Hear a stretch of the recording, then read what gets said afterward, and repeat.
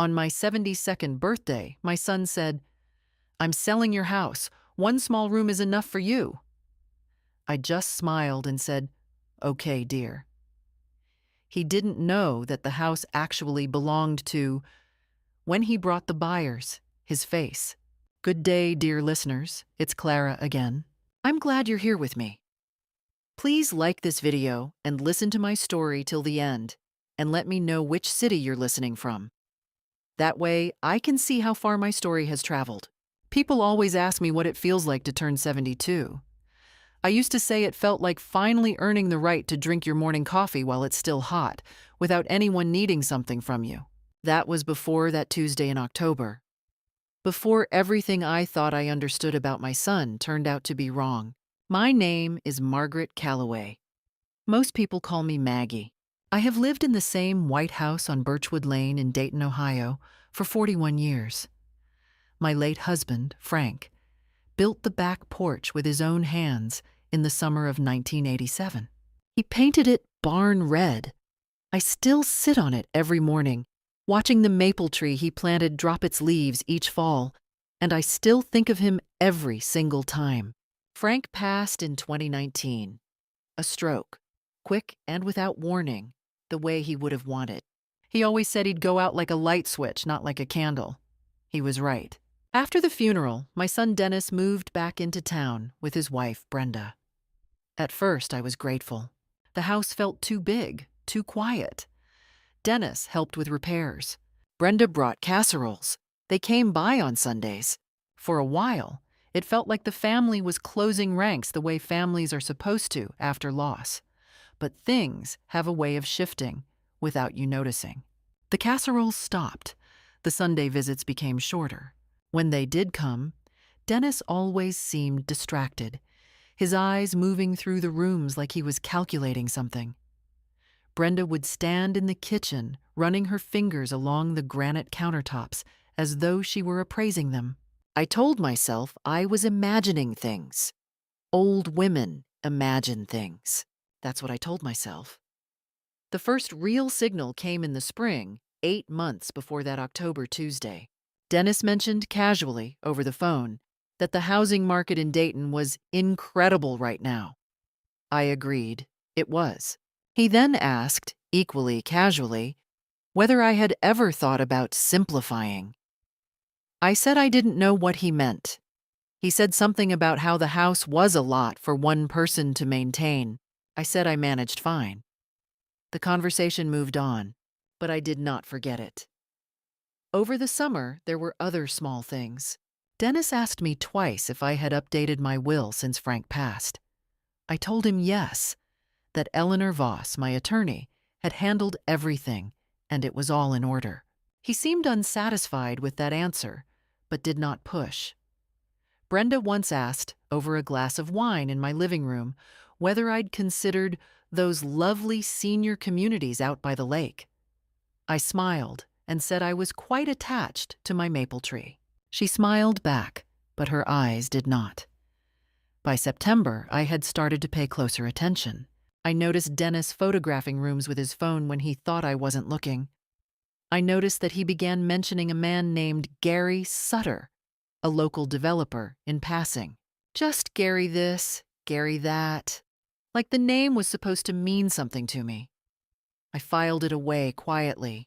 I had learned in 72 years that the most useful thing you can do with information is hold it until you know what it's worth.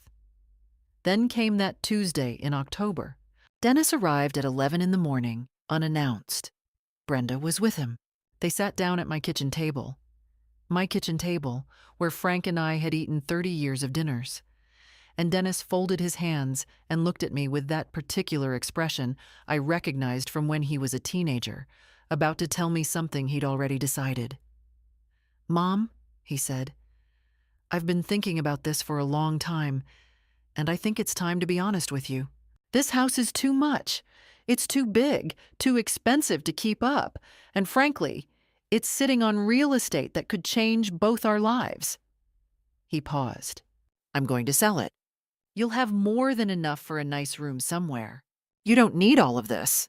I looked at him. Then I looked at Brenda, who was studying her hands. A room. 72 years old, and my son was offering me a room. I took a breath. I set down my coffee cup and I smiled. "All right, dear," I said, "if that's what you think is best." He blinked. He had expected argument. He had not expected agreement. I watched something flicker behind his eyes. Relief, maybe, or the first faint shadow of suspicion, but mostly relief. He was so certain he already had what he wanted that he didn't think to ask the one question that would have changed everything.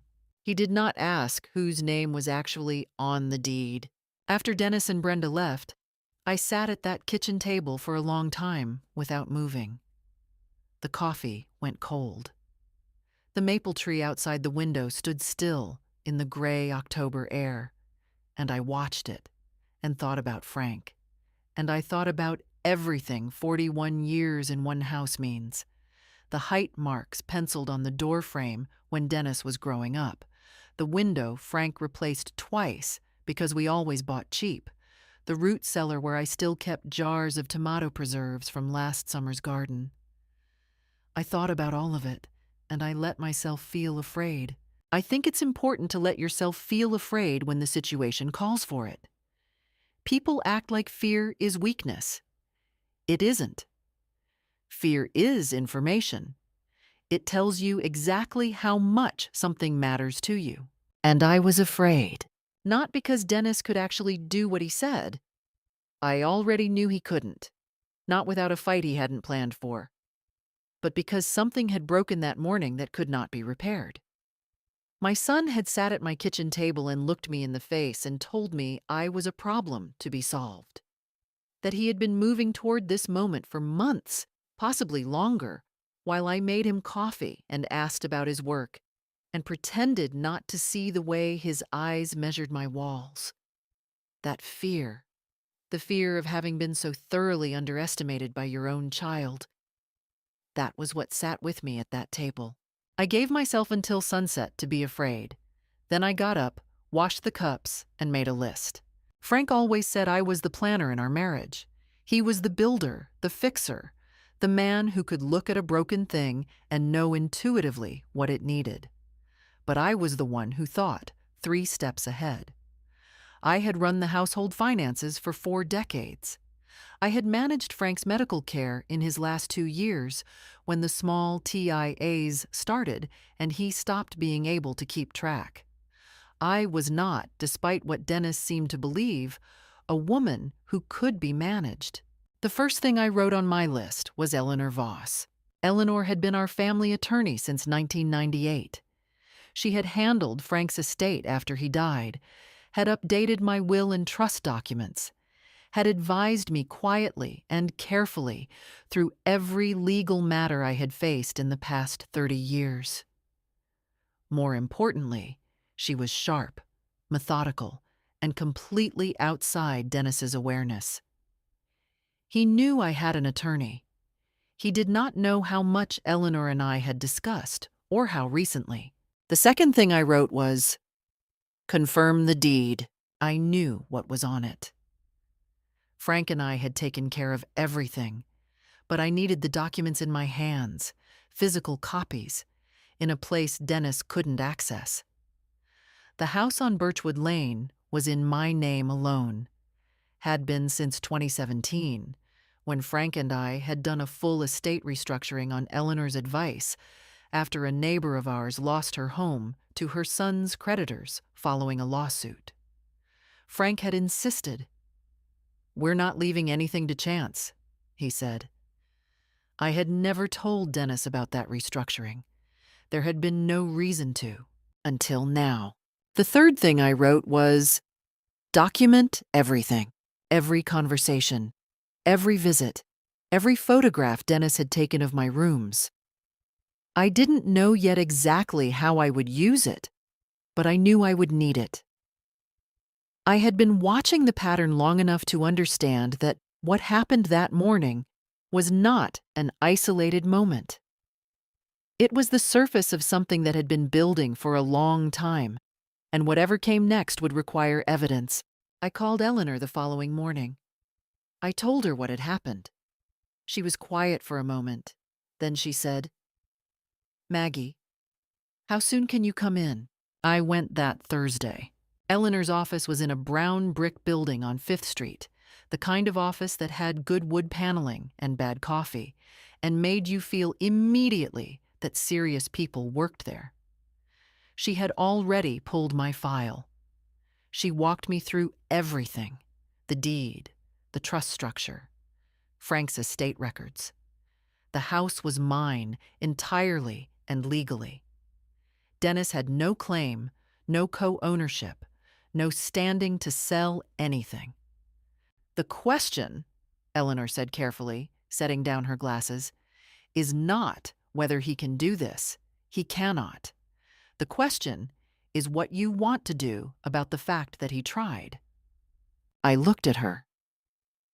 Outside her window, 5th Street was gray and ordinary. People walking with their heads down against the autumn cold. I want to be ready, I said, for whatever he does next. Eleanor nodded slowly. Then let's get ready. We spent 2 hours going over every scenario. What if he contacted a realtor? What if he tried to pressure me into signing something? What if he brought in Gary Sutter? The developer's name had made Eleanor's expression shift slightly when I mentioned it. A small, controlled tightening that told me she recognized it. What if Dennis escalated? For each question, we built an answer. By the time I walked out of Eleanor's office into the cold October air, I had a plan. It wasn't dramatic. It wasn't a confrontation or a declaration. It was quiet, methodical preparation. Exactly the kind my son had never bothered to anticipate. He thought he'd already won. He thought my smile at the kitchen table meant I was going to let him have what he wanted. He didn't know me at all. The first official step was the simplest one, and I took it the following week. Eleanor had advised me to request a formal title search, a clean, current record of ownership, through the county recorder's office, and to have a certified copy sent to her office, as well as to a secure postal box I rented specifically for this purpose. It was a straightforward procedure, the kind anyone could do, but it created a paper trail that established, with a date stamp, that I had affirmatively confirmed my ownership of the property. If this ever goes to court, Eleanor told me, that date matters. I also did something Eleanor had not suggested, but approved of when I told her. I called the Dayton Housing Authority to request a document confirming the current assessed value of the property and the owner of record. The woman on the phone read back my name without hesitation. Margaret Ann Calloway, sole owner.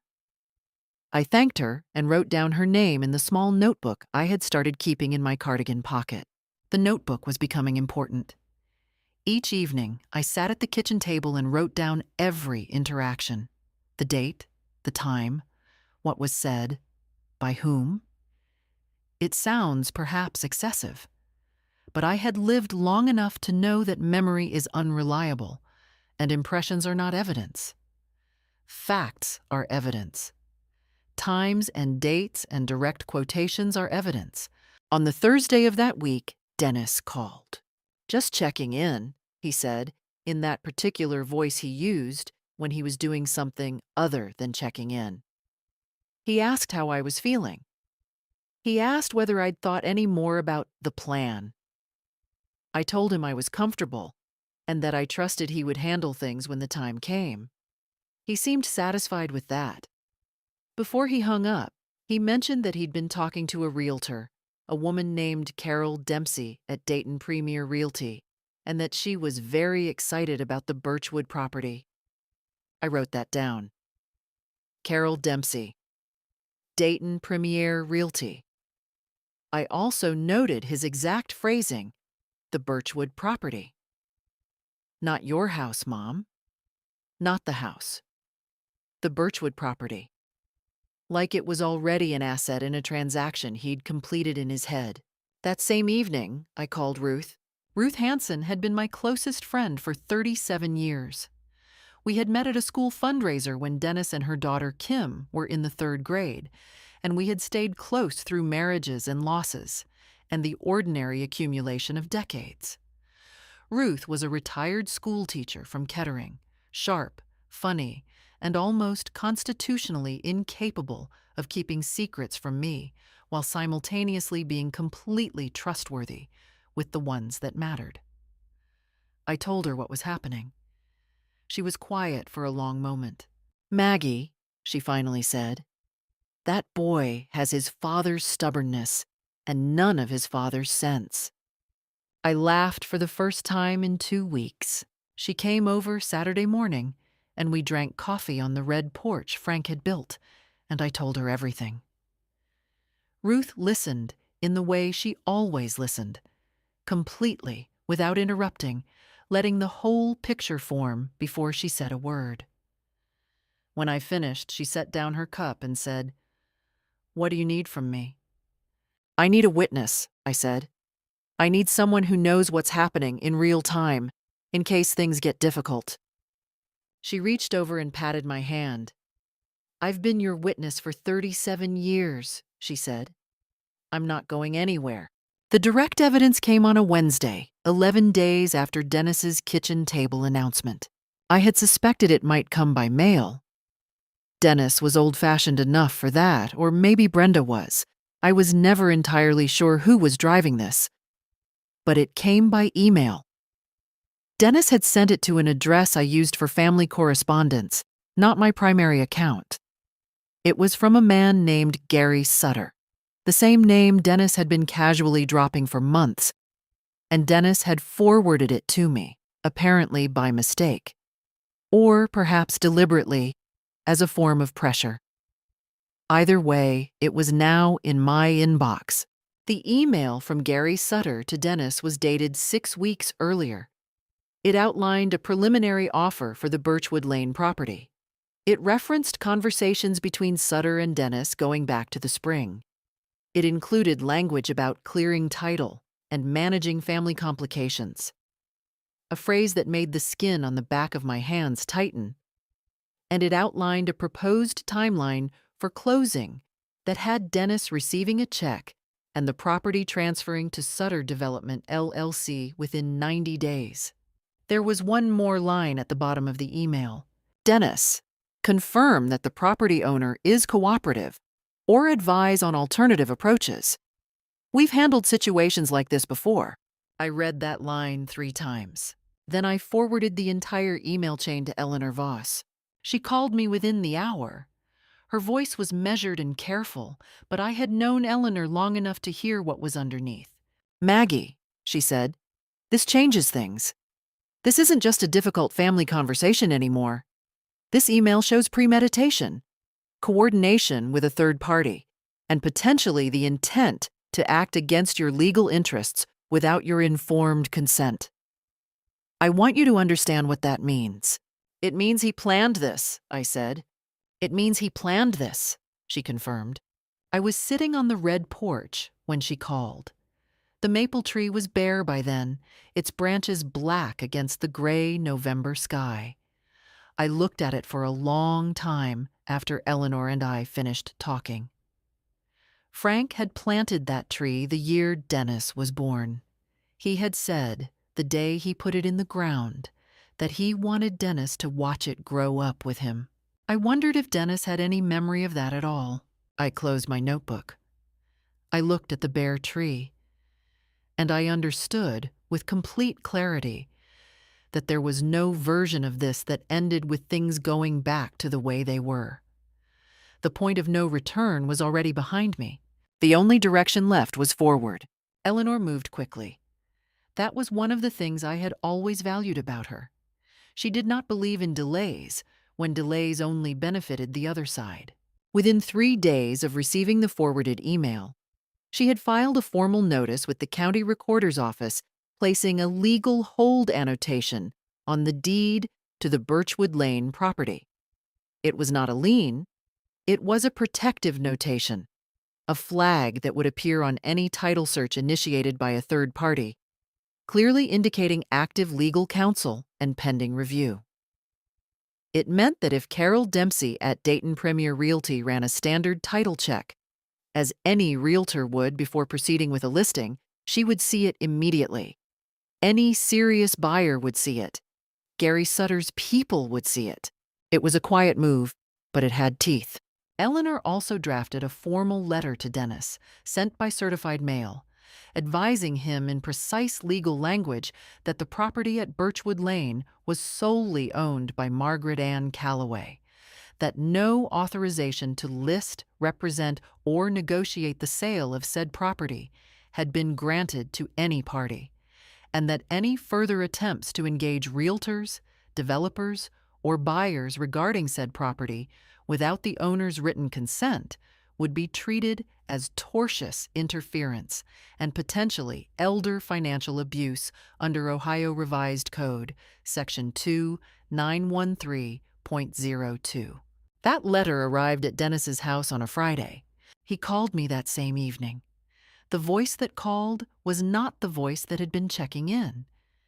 This was a harder voice, one I recognized from his teenage years, the voice he used when he was cornered and knew it. "What did you do?" he said. I told him I had spoken with my attorney and taken appropriate steps to protect my interests. "Your interests?" His tone shifted, incredulous, then quickly into something colder. "Mom, I'm trying to help you. This house is falling apart. You can't manage it alone. I'm your son. I'm the one who's going to have to take care of you when you can't anymore. The least you could do—" "Dennis," I said, "everything I need to say has been said through Eleanor. If you'd like to discuss anything further, please contact her office." He hung up. 3 days later, they came in person. It was a Sunday afternoon, early November, cold and flat-skied, the way Ohio gets before the first real snow. Dennis and Brenda arrived at 2:00. I had been expecting them, though not necessarily that day. I had told Ruth the day before that I thought they would come soon. She had offered to be there. I had said I wanted to face this first round alone. I opened the door before Dennis knocked. Brenda had dressed carefully. A blouse I hadn't seen before, lipstick. Dennis was in his good coat. They came in and stood in my living room, and Dennis began talking, quickly, in the voice of a man who had rehearsed. He told me Eleanor's letter was extreme and unnecessary. He told me he had spoken to Gary Sutter, who was a reputable developer, a good man, someone who could make this situation beneficial for everyone. He told me that a certain amount of money from the sale could be held in trust for my ongoing care, that he had thought of everything, that he was doing this because he loved me. Then Brenda said, quietly and deliberately, the thing I suspected she had come specifically to say. "Maggie, Dennis and I have talked to Dr. Harmon. We're concerned about your ability to make decisions like this on your own. We think, just as a precaution, it might be worth discussing a formal capacity evaluation." There it was, a capacity evaluation.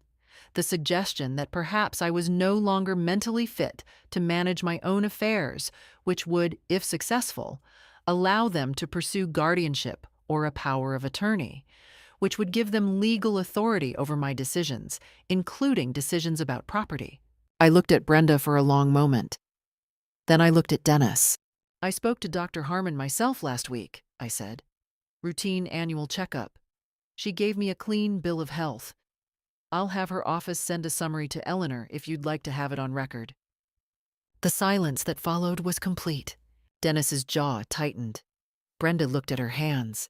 "This doesn't have to be a war," Dennis said finally. "No," I agreed. "It doesn't."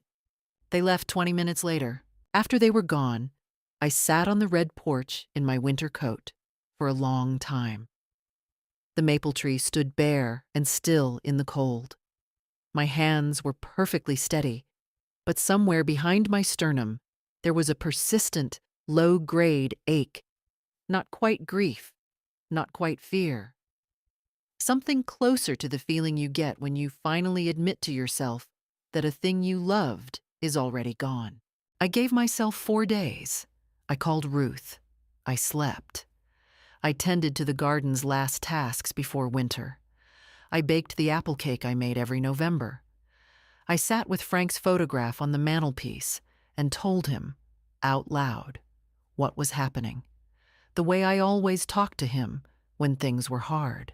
On the 5th morning, I got up early, made coffee, and called Eleanor. "I'm ready for the next step," I told her. The temptation came by way of an envelope. It arrived on a Tuesday morning, courier delivery. A thick, cream-colored envelope with Dennis and Brenda's return address and a small note attached in Brenda's careful handwriting. "Mom, please read this with an open mind. We only want what's best for everyone." Inside was a formal document. Not a legal brief, but a personal proposal, 8 pages, typed and organized into sections with headings. It outlined a family property resolution plan. It proposed that I voluntarily transfer the Birchwood Lane property into a jointly held family trust, co-administered by Dennis, in exchange for a guaranteed residential annuity that would cover my living expenses and provide me with a comfortable private suite in a senior residence of my choosing. The document was detailed, thorough, and dressed in the language of care. It used phrases like dignified transition and collaborative stewardship and ensuring Maggie's comfort and security. I read it twice. Then I set it on the kitchen table and looked at it from a slight distance, the way you look at a thing when you want to see it clearly. It was well written. That was the first thing I noticed. Brenda, I suspected, had spent considerable time on it. The organization, the measured tone, the careful avoidance of anything overtly threatening. If I were a different kind of woman, a lonelier one, or one more accustomed to being directed rather than doing the directing, I might have found it almost reasonable. The language of care has a particular pull when you're 72 and living alone and the cold comes through the old window frames at night. But I had been watching Dennis's eyes in my kitchen for months. I had read Gary Sutter's email. I had heard Brenda suggest a capacity evaluation in my own living room as though it were a kindness. I knew what this document was underneath its headings. I sent it to Eleanor that afternoon. Her response came the next morning. 2 sentences. "I've reviewed it. Do not sign anything." I hadn't intended to. What I found more interesting was what the proposal told me about where they were now. They had escalated twice: the kitchen table confrontation, the Sunday visit with its implicit threat. And both times I had not buckled. Now they were trying a different approach, softer, more patient. This told me something important. They were not certain of their ground. People who are certain don't negotiate. They simply act. I shared this reasoning with Ruth when she came over on Wednesday. We were in the kitchen, coffee on, the November light flat and clean through the window above the sink, and I watched Ruth read the proposal with the expression of a woman who had spent 30 years managing a classroom full of children, trying to talk their way out of consequences. "My God," she said when she finished. "They actually used the phrase dignified transition." 3 times, I said. Ruth put the document down. "Maggie, you know what this is, don't you?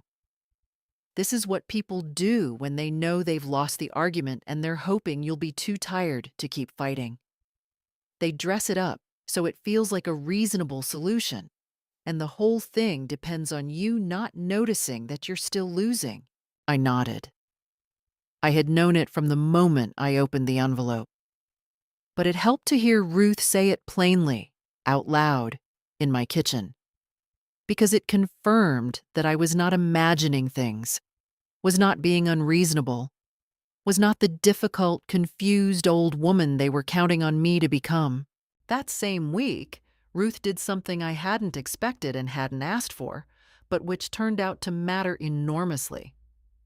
She spoke to her daughter Kim, who was a social worker in Montgomery County, and asked her discreetly about resources for seniors facing family financial pressure.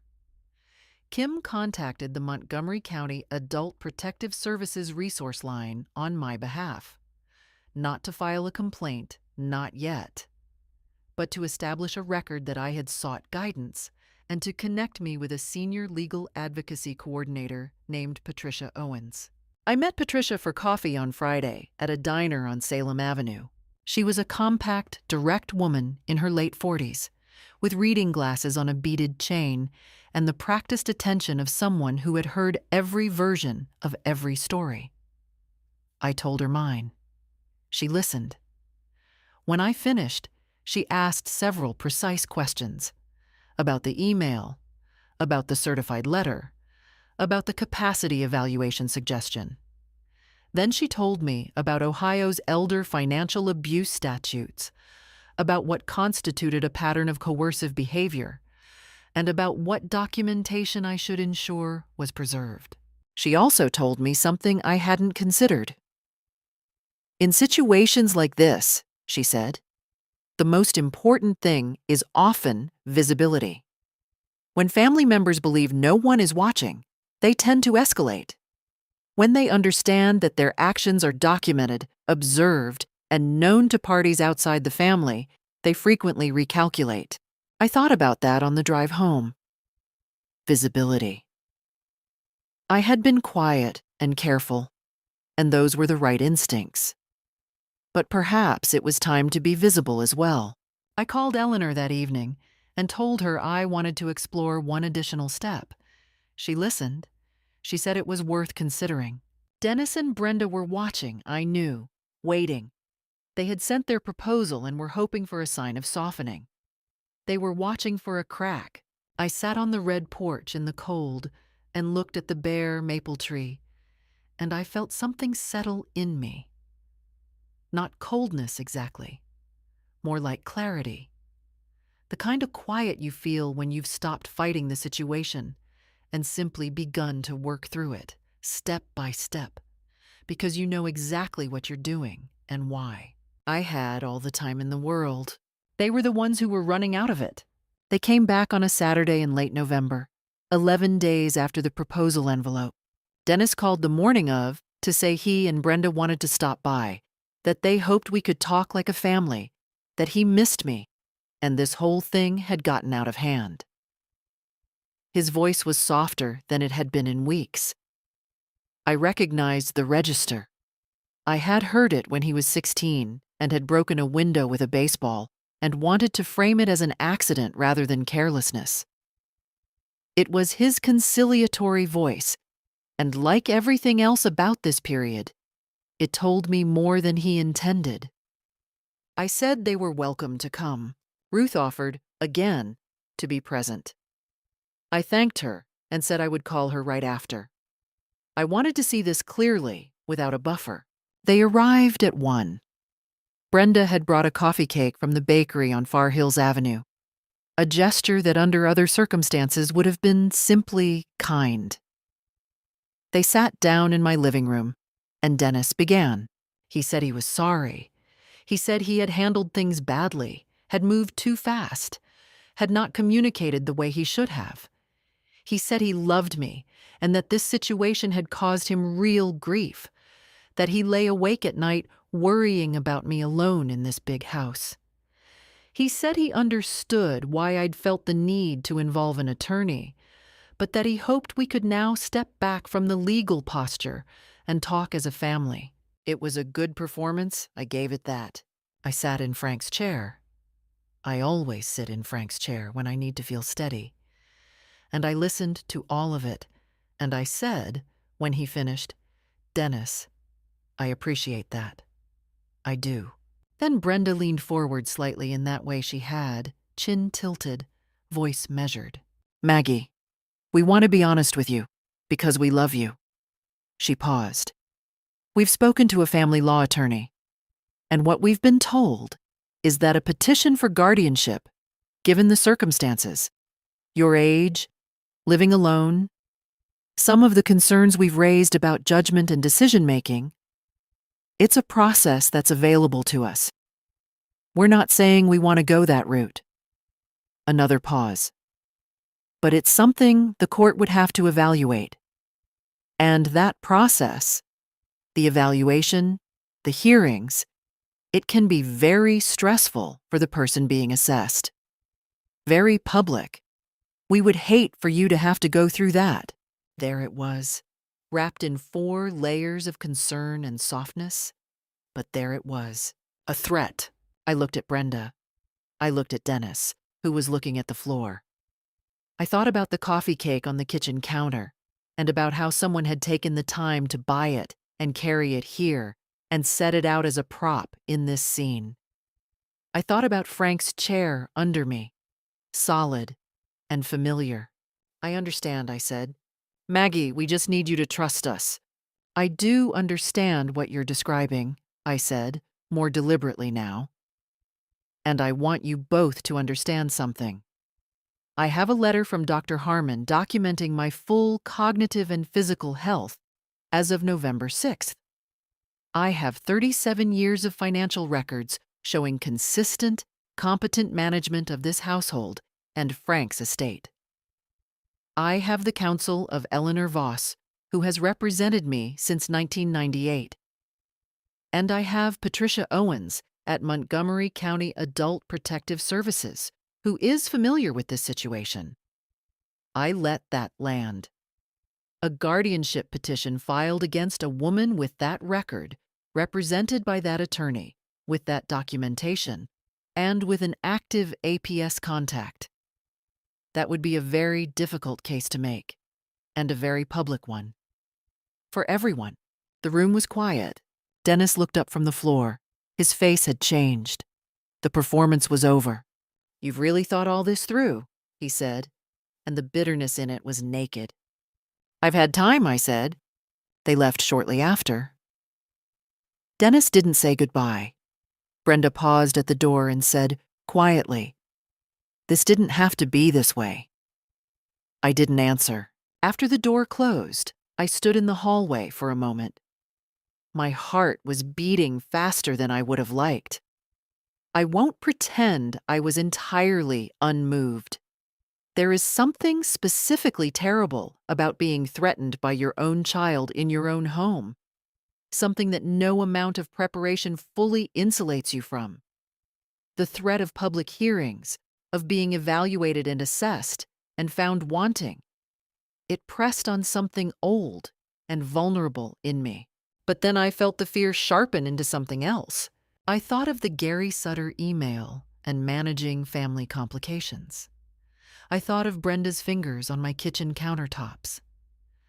I thought of Dennis at 8 years old, asleep under the maple tree on a summer afternoon, while Frank watched him from the porch and said quietly, "He's going to be fine, Maggie.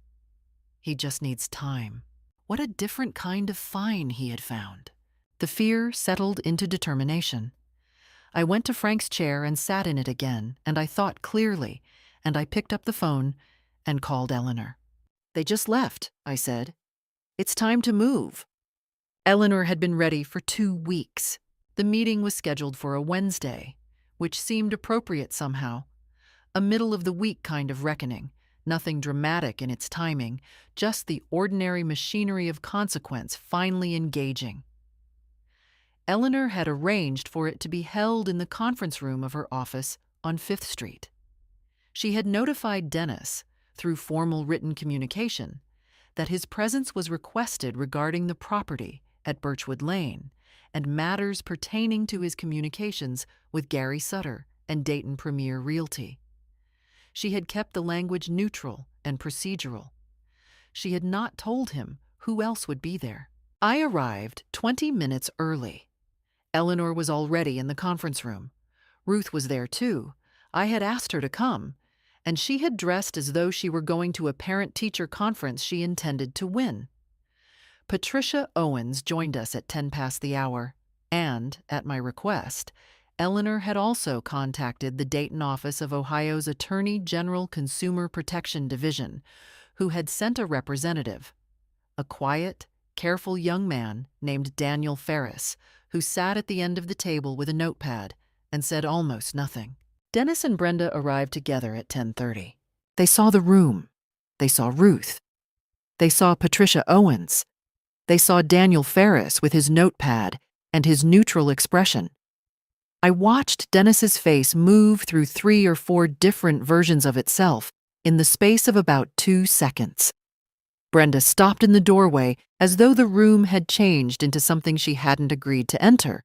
Eleanor offered them seats. They sat. Then Eleanor did what Eleanor does best. She laid out documents one by one with the unhurried precision of a woman who has spent 30 years in rooms like this and has never once felt the need to raise her voice. The deed to the Birchwood Lane property. Sole ownership, Margaret Ann Calloway. Date of restructuring, March 2017. Signed and notarized. The forwarded email from Gary Sutter to Dennis, dated 6 weeks before the kitchen table conversation. The line about managing family complications was highlighted in yellow. A timeline of events, beginning with Dennis's first mention of simplifying the previous spring, compiled from my notebook. Dates, times, direct quotations. The records from Carol Dempsey's initial inquiry at the county recorder's office, showing she had run a title search on the property, a search she had no legitimate authorization to conduct, given that the owner had granted no such permission. The formal certified letter and Dennis's phone response. The proposal document with its 3 uses of dignified transition. The Saturday visit. The guardianship threat. Ruth's notes, which I had asked her to make immediately after my phone call to her that evening, documenting what I had told her word for word. And finally, a brief from Patricia Owens's office characterizing the pattern of behavior as meeting several criteria under Ohio's definition of attempted elder financial exploitation. Dennis tried to speak 3 times during this presentation. The first time, Eleanor simply continued. The second time, she paused and looked at him with the expression of a woman who has all the time in the world and needs nothing from him. The third time, he stopped himself. When Eleanor finished, the conference room was quiet for a long moment. Then Dennis said, You're making this into something it isn't. I was trying to help her. I was worried about her. You can't. This isn't financial abuse. I'm her son. Your son's status does not provide legal authority over her property, Eleanor said, without heat. I didn't do anything illegal. The coordination with Gary Sutter prior to obtaining any ownership authorization, the title search conducted through Carol Dempsey without the owner's consent, the suggestion of a capacity evaluation as leverage in a property dispute. Individually, these may have varying legal weight. Together, as a pattern, Mr. Calloway, they constitute a significantly more serious matter. Dennis looked at me. It was the first time he'd really looked at me since sitting down. Mom, he said, and the voice was different now. Younger, almost, and more frightened. Mom, I wasn't trying to. I had thought about what I would say at this moment. I had imagined it several ways. But sitting there in that room, looking at my son's face with all its collapsed certainty, I found I didn't want to say anything sharp or conclusive. I just wanted to be honest. Dennis, I said, you decided I was finished, that I was something to be managed. You made plans about my home, my life, my future, for months without asking me a single question. I paused. I am not finished. Brenda put her hand on the table and said, in a tight, controlled voice, we should not have come here without our own attorney. That, Eleanor said pleasantly, is almost certainly correct. They gathered their things. Dennis pushed his chair back. He stood up, and I could see that he was trying to find somewhere to put the experience, somewhere it would fit into the version of himself he had arrived with. There was nowhere for it to go. Daniel Ferris, at the end of the table, wrote something on his notepad. Dennis and Brenda left without speaking. The door to the conference room closed with a soft, ordinary click. I sat for a moment. Ruth put her hand over mine. "All right?" she asked. "Yes," I said, and I meant it. The weeks that followed were not dramatic. That was perhaps the most significant thing about them. Eleanor filed a formal complaint with the Ohio Attorney General's Consumer Protection Office, referencing the Sutter correspondence and the pattern of behavior documented in the timeline. Daniel Ferris, the representative who had attended our meeting, followed up within 10 days. Gary Sutter, it turned out, had an existing record of regulatory complaints in Cuyahoga County involving similar acquisition strategies. The Birchwood Lane matter was added to an active investigation. Carol Dempsey at Dayton Premier Realty received a formal cease and desist regarding any further activity in connection with the property. Her broker's response, when Eleanor notified them of the unauthorized title search, was swift and apologetic. Whether Carol Dempsey understood that she had been used as an instrument in someone else's scheme, I couldn't say, but she had no further involvement. Dennis hired an attorney, a man named Warren Fields, who had the tired look of a lawyer accustomed to clients who had significantly overestimated their position. Warren Fields and Eleanor exchanged correspondence for approximately 3 weeks.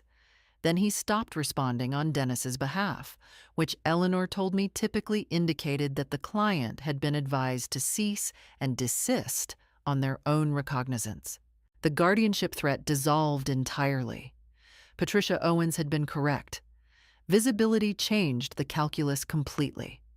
No attorney would advance a guardianship petition against a clearly documented, legally represented, cognitively assessed woman with an active complaint record on the other side. The threat had depended on my silence. Once it was spoken aloud in a room full of witnesses, it had no power at all. Gary Sutter contacted Eleanor in early December, through his own attorney, expressing a desire to clarify the nature of his communications with Dennis Calloway. Eleanor responded with a brief letter that was essentially a closed door. His development interest in the Birchwood Lane property, she wrote, was noted, documented, and would be referenced in any ongoing proceedings. There would be no further communication. Dennis called me once in mid-December. He was quiet on the phone for a moment before he spoke, and what he said was not an apology exactly. It was something smaller, more careful. He said he thought he had been thinking about things the wrong way, that he had told himself it was about my well-being, when maybe it had been about other things. He didn't elaborate on what other things. I didn't ask. There are times when the specific accounting matters less than the acknowledgement that one was done. I told him I heard him. I told him I loved him. I told him that the door was not closed, but that things would have to be different. He said he understood.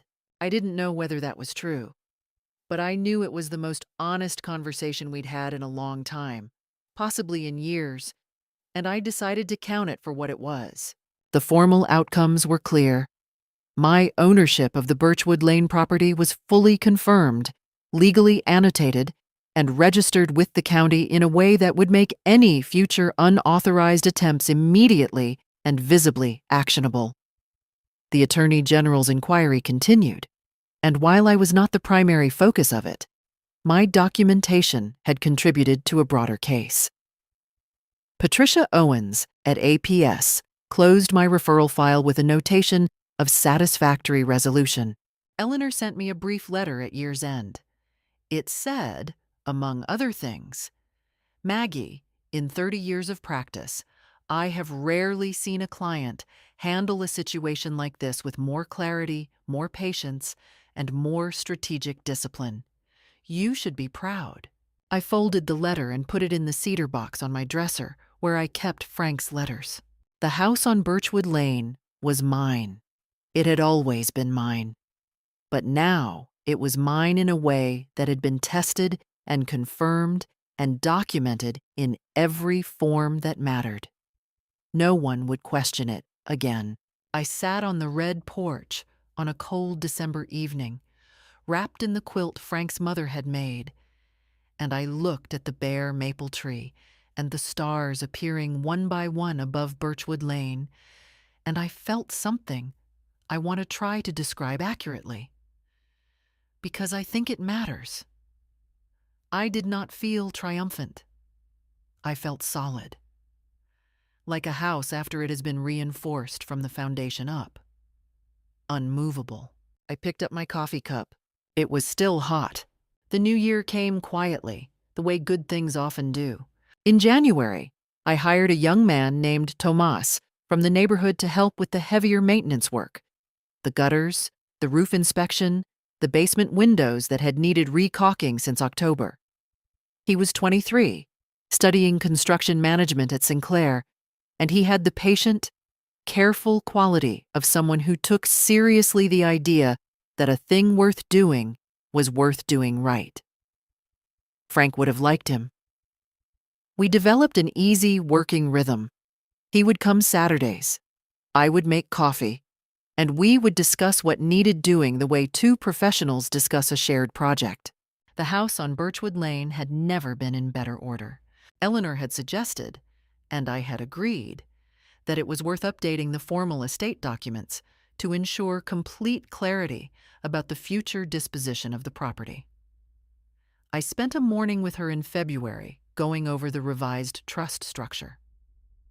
When it was done, the Birchwood Lane property would eventually pass to a combination of charitable endowments, a scholarship fund at the Dayton Public Library System, where I had volunteered for 15 years, and a preservation grant for the Ohio Historical Farmstead Program that Frank had always supported. There was also a modest personal bequest, structured carefully and with conditions. Dennis was not excluded, but he was not the primary beneficiary he had apparently anticipated.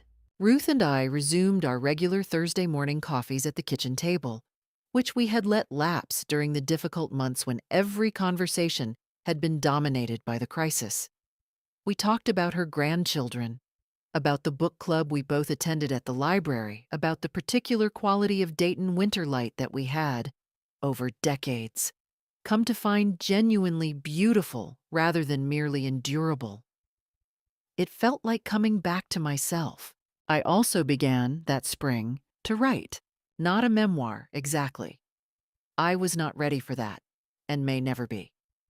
But notes, observations. The story of those months on Birchwood Lane, written in longhand in the same kind of notebook I had kept during the crisis. Patricia Owens had mentioned, when we spoke in March, that she often wished she had first-hand accounts from the individuals who had navigated situations like mine.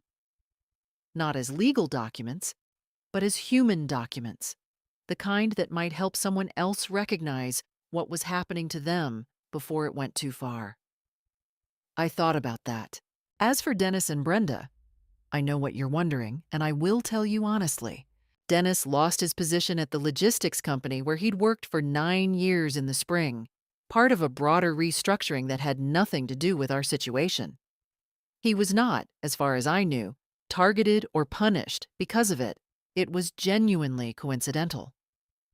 But it meant that the financial position he had apparently been counting on, the position that had perhaps made the Birchwood Lane scheme feel both necessary and possible, was no longer there.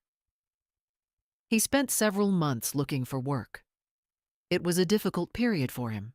Gary Sutter's development firm faced a formal investigation by the Ohio Attorney General's office.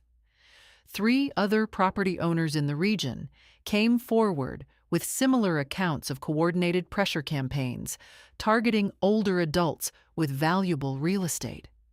The investigation resulted in a consent order requiring Sutter Development, LLC, to adopt new compliance protocols and pay restitution to 2 of the other complainants. Sutter himself did not go to prison, but his development projects in Montgomery County were suspended pending review. It was not, perhaps, everything that justice might have required. But it was real, and it was documented, and it was on record. Carol Dempsey left Dayton Premier Realty in April. I don't know the exact circumstances. Brenda, from what I understood, through the occasional and careful information Ruth would share, not gossip, I want to be clear, but the kind of factual update that exists between two women who have watched a situation unfold. Brenda and Dennis had a very hard year. Their marriage was strained by stress and recrimination. There were months when they weren't speaking well to each other. I learned this and felt no satisfaction in it. Only the particular sorrow of watching people pay prices you didn't ask them to pay, even if they had brought the bill upon themselves. In November, almost exactly a year after the kitchen table, Dennis drove to Birchwood Lane alone. He sat on the red porch with me for an hour. He didn't make speeches or ask for anything. He drank the coffee I made him. He looked at the maple tree, which by then had its leaves again, that extraordinary October orange Frank had always pointed to. He was quiet for a long time. "I forgot," he said finally, "that you were a person." It was perhaps the most honest thing he had ever said to me. "I know," I said. "We did not fix everything that afternoon." "You do not fix everything in an afternoon when you have broken the particular kind of trust he had broken. But we began, in the careful, tentative way that beginnings sometimes look, to find something new to build. My coffee was hot. The maple tree was brilliant orange. The red porch was solid under us both. Some things hold. Here is what I know. Do not sign anything out of exhaustion. Have your documents in order before the conversation that requires them. Know who your Eleanor is before you need her. Be afraid when fear is warranted. And then let the fear become fuel. What would you have done if this story stayed with you? Leave a comment. Share it with someone who needs to hear it. These things happen every day to people who deserve better. Thank you for being here.